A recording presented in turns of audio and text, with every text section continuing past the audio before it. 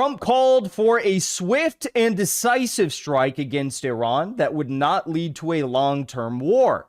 His advisors informed him that such an option likely does not exist. And that's true. That's exactly what the supreme leader in Iran's been saying. He's like, if you even try to do one of these quote-unquote symbolic strikes on us, we are going to go into full overdrive. We will not be doing a symbolic strike back. And it seems as though the United States is very worried, possibly retreating. If you take their official word that they have even retreated from the negotiation point of Iran giving up their ballistic missile programs, I mean, this is a complete, terrified abandonment of their goals, okay? Now, do I believe them? No, not necessarily. Here's why. Is the United States abandoning the idea, retreating from the idea, maybe is a better way of putting it, over a war with Iran? That's the question that I think everyone is asking right now, because we know for a fact, at least according to Axios and the sources that they have there, that they were planning a strike on Iran on January 14th. And Trump called it off for whatever reason. He said, we don't have enough assets in the region. We're not prepared enough, so on and so forth, right? But I don't really understand what level of assets could be in the region that would guarantee an American victory. That's what doesn't really make sense to me, because the U.S. does have an unprecedented level of assets in the region right now.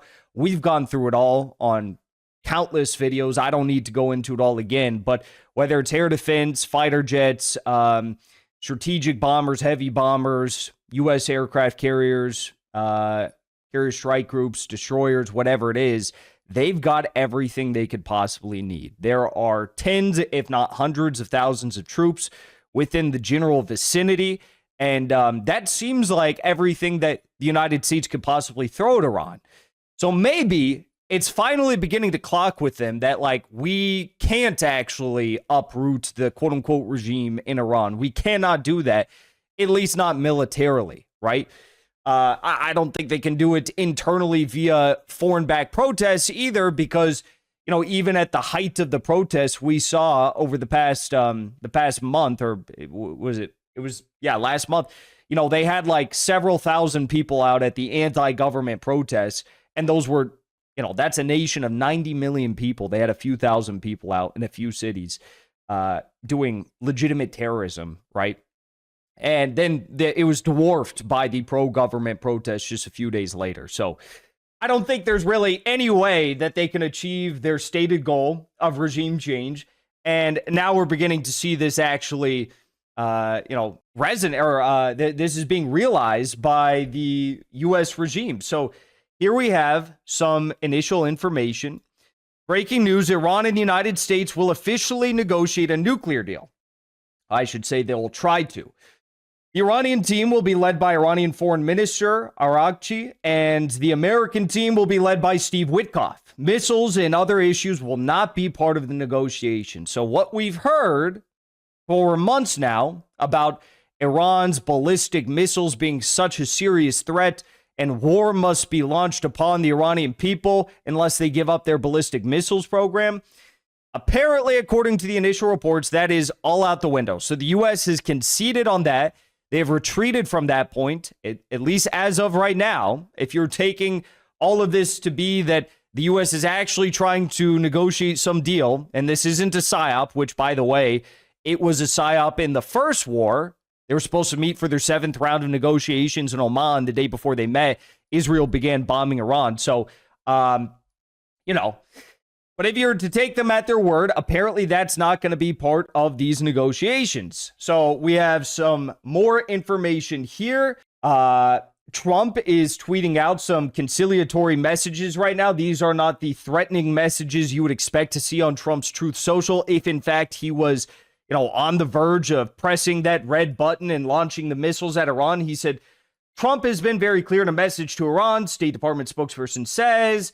So Trump open to Iran deal as U.S. bolsters forces in the Middle East. So he's posting these somewhat vague, but I think pretty clear messages stating that, okay, well, we're open to talking. We understand this is not going to be easy. U.S. and Iran are planning to meet on Friday in Istanbul to restart nuclear talks. First direct contact since last summer's 12-day war. I don't know. What do you guys think? Do you guys think this is real or not? Because at the same time, Trump is saying stuff like this right here. Very fantastic people. Sir, on Iran, the Supreme Leader today said that U.S. attack could spark a regional war. Do you have any response to that, sir? Why wouldn't he say that? Of course you're going to say that. But we have the biggest, most powerful ships in the world over there, very close, a couple of days, and hopefully we'll make a deal. If we don't make a deal, then we'll find out whether or not he was right. Hopefully we make a deal. If we don't make a deal, we'll find out whether or not he was right. When the Supreme Leader of Iran said that attacks would spark a regional war. Okay. Now there are some additional new reports from the Wall Street Journal, which say that the U.S. military is not prepared for the decisive attack sought by Trump on Iran, and no strike is imminent. Officials say limited strikes could be authorized quickly, but a major operation would require stronger air defenses to protect Israel and U.S. interests, with additional deployments underway across the Middle East. So they're saying we need more air defense systems. Israel had years, decades worth of, air defense systems ready at the beginning of the 12-day war. And how much did that help them? All of their key air bases were hit. Their air bases weren't targeted at all by as far as I know, by the Palestinians. So all of their air defenses at their air bases, Nevatim, and the others were in full stock, full supply. And they got absolutely crushed. They got obliterated, okay? The Iron Dome is no more than it's an aluminum foil dome. It's like a tinfoil hat dome. It's a paper dome. It's a glass dome. It did nothing to actually protect from these Iranian strikes. So either they severely, underestimated the amount of air defenses that they would need, or, they severely underestimated the abilities of the Iranian missiles, or both. It could be both. I mean, that seems to be where we're at now, and they're freaking out now. We also have this from the Wall Street Journal. Trump called for a swift and decisive strike against Iran that would not lead to a long-term war. His advisors informed him that such an option likely does not exist. And that's true. That's exactly what the Supreme Leader in Iran's been saying. He's like, if you even try to do one of these quote-unquote symbolic strikes on us, we are going to go into full overdrive. We will not be doing a symbolic strike back. And it seems as though the United States is very worried, possibly retreating, if you take their official word, that they have even retreated from the negotiation point of Iran giving up their ballistic missile programs. I mean, this is a complete, terrified abandonment of their goals, okay? Now, do I believe them?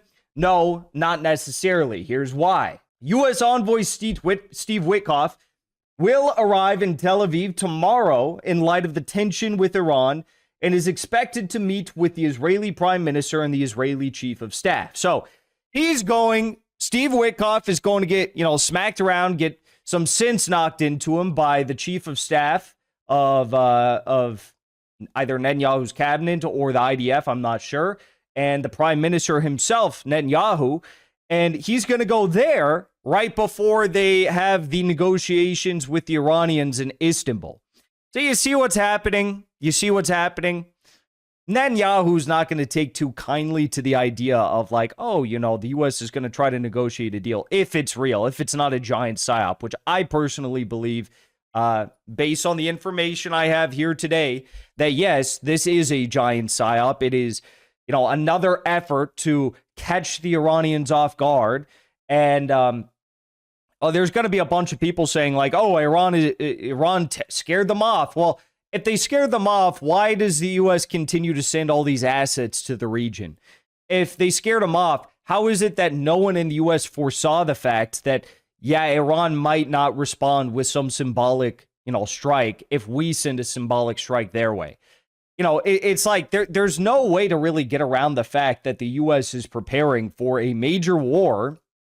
And it seems as though, just as with the Oman talks, this is another attempted fake out to catch the Iranians off guard, but they're not going to be caught off guard, okay? Chuck Schumer Senate Minority Leader boasting about sending more weapons than ever to Israel. Does that sound like a regime that is interested in a permanent negotiation, final end to the conflict with the Iranians? I don't think so.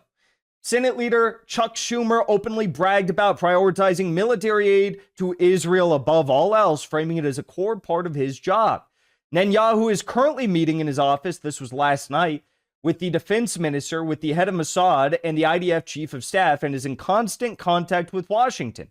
Sounds like they're planning something. Sounds like they are planning something. Do the strikes, President Trump, or else the videos will come out, not just files, right? Iran's supreme leader says Iran faced coup d'etat. The recent event was nothing less than a coup d'etat. They targeted key infrastructure necessary for the functioning of a country. It attacked police forces, government buildings, and banks. In fact, I think it's the first time in recorded history that the Zionists have attacked banks like they did there. 750 banks were targeted. He also said, I was informed through a certain channel that the CIA and Mossad deployed all of their resources into the field.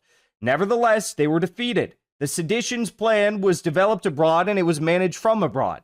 When we say the sedition was orchestrated by the U.S., it isn't merely a claim. What makes it clear that this movement was by the U.S. are the remarks of the U.S. president himself. He explicitly addressed these rioters and told them, keep going, I'm coming to help. Oh, yeah, I think it's pretty clear. I don't think that they're going to stop halfway through what they view as a job that's gone well so far. They think that they've done some untold level of damage to the Islamic Republic of Iran, and that if they just deliver the final blow, then Iran will crumble. That's really what they believe. So I don't think that they're actually interested in some negotiation. But here's what the Iranian Foreign Ministry has to say. Again, this is his job to quite literally maintain these connections, communications, and diplomatic outreach with the U.S. despite all of the aggression, pressure, and coup attempt. This is his job. So, make of it what you will. That's his job description. The Iranian people chose resistance over submission and did not accept dictates. Our armed forces strongly confronted the U.S.-Israeli aggression and forced the enemies to accept a ceasefire. Iran is determined to continue diplomacy, but without dictates or conditions. What Iran witnessed on January 18th and 19th is a continuation of the U.S.-Israeli aggression against the country. We will soon witness the result of the Iranian people's resistance in the diplomatic arena. And the deputy secretary to the Supreme National Security Council said, we have no intention of transferring enriched uranium to another country, and the negotiations will not address this issue at all. So that was another point that has been discussed. Will Turkey hold Iran's enriched uranium? Will Russia store Iran's enriched uranium? So let me get this straight. The Iranians will not tolerate any negotiations around a third-party country storing their enriched uranium. The Iranians will not tolerate any negotiations around, relinquishing their ballistic missiles program, which, fair, right? Beyond fair. So what are these negotiations going to be about? A return to the JCPOA? I mean, if anything, I think that a JCPOA should be more favorable to the Iranians at this point than it was back then. Back then, it was not favorable. And even though it was not favorable to the Iranians, far more favorable to the U.S. and the Europeans, Iran still stuck to the deal. And even when the U.S. arbitrarily pulled out of the deal and applied sanctions, they still stuck to the deal. They still adhered to the deal. Of course, there was a term in the deal which said if the U.S. pulls out of the JCPOA, then we are allowed to enrich our uranium further, but not past the limits that have been enshrined in this agreement. And the Europeans still stood true to the agreement. So they said, okay, we'll still stick to the agreement while enriching our uranium further, and we will accept these sanctions. We have nothing else that we can really do right now. Well, this was always a long-term plan to erode the Iranian state and bring about regime change. John Kerry said as much in leaked recordings that were recorded at the Aspen Institute, right? When he was talking about how Obama was backing Al-Qaeda and ISIS, ISIS is on our side in Syria, right? He also mentioned that the goal of the Iran deal and the JCPOA was regime change in Iran. Yes, long and bit by bit, they would achieve that, but eventually it would happen. So I think it's actually not a wise decision to go back to any sort of Iran deal-esque agreement. I think that's stupid. We'll see what happens, but definitely they should not be accepting anything less than the terms that were said about in the initial deal, because they just showed that they can absolutely destroy Israel. They showed that they can destroy all the U.S. assets and the Persian Gulf oil and gas assets. They can destroy everything. They can shut down the Strait of Hormuz. Why accept less? That's the question that needs to be answered. So I will be following these negotiations very closely. If it's a bad deal, I'll tell you. I will not be afraid to tell you. I don't want to see it. I hope it doesn't happen. In fact, I don't even think it's going to happen. I think this is all a psyop. I don't think that the U.S. is actually committed to some sort of a deal, especially one that's going to be, more preferential than what they've been demanding for the past several months and than they had in the initial JCPOA. But we'll see what happens. Before you leave, I want to say thank you for the support, because after 2 years of being banned, we are finally back home on YouTube. So be sure to subscribe to our channel and also join as a member on our channel using the link at the top of the description. I rely on the generous support of viewers like yourself to get the truth out to as many people as possible. You can also support the show on Locals or Give Sin Go. The mainstream media and the powers that be are never going to stop attacking us for bringing the truth to as many people as we do. Thank you so much for your support.